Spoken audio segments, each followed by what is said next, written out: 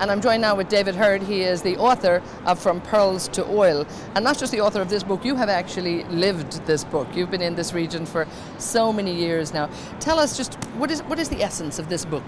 Well, I came here back in 1963 as a petroleum engineer, and for the company that had already came here many years earlier. It's the old Iraq Petroleum Company, a group of companies, and I knew that they had an interesting story behind them back in the 30s. I had no idea what it was all about, but time went by, and one day after I'd retired I set to work to look at their archives, and I found that they were so fascinating and interesting, covered with dust and grime, but I got them out, got to work on them, and have put together this book, which has got a lot of really fascinating stories about what was going on here in the 30s, written by our company people. Oh, that's absolutely fascinating. So when you look back, and because really a lot of people assume that oil is really only about maybe 50 years plus in this region, but you're saying even before that there was an awful lot of work going on. There was a lot of work going on, but there were many reasons for that work going on, and it perhaps wasn't all just oily, but political as well. But that's another story for another day.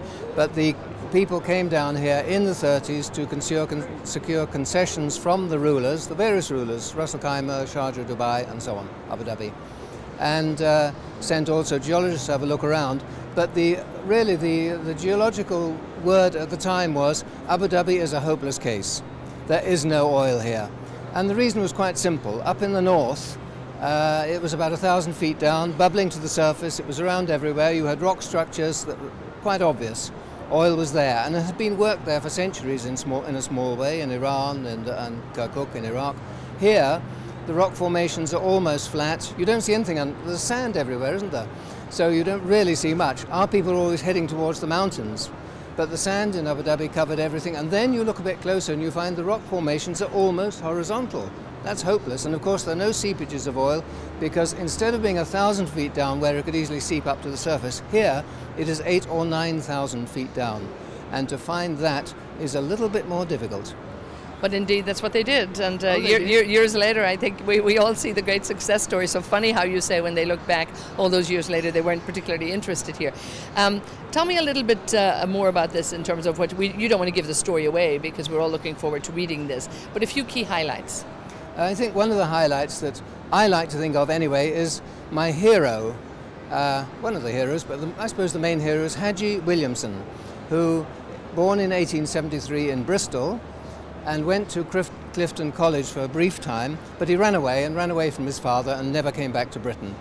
He ended up in the Gulf, and after quite a long story actually here, I'll leave that out, but he then came to work for Anglo-Persian, which became BP, and got the first agreements here. But he also came up against his arch enemy, who came down here too to get the second agreements, the concession agreements. His arch enemy failed miserably to do it and blamed Haji Williamson for conspiring against him in the background, which of course was not true, we think. Who knows? Who knows?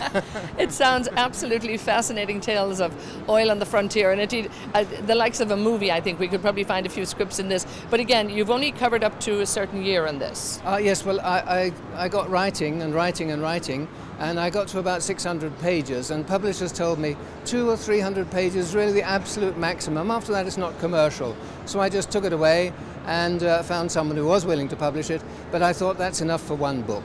So it was 1946 when I stopped with my 600-odd pages. Aha, so wait a minute, 1946, so that means we might be looking for volume 2. Inshallah.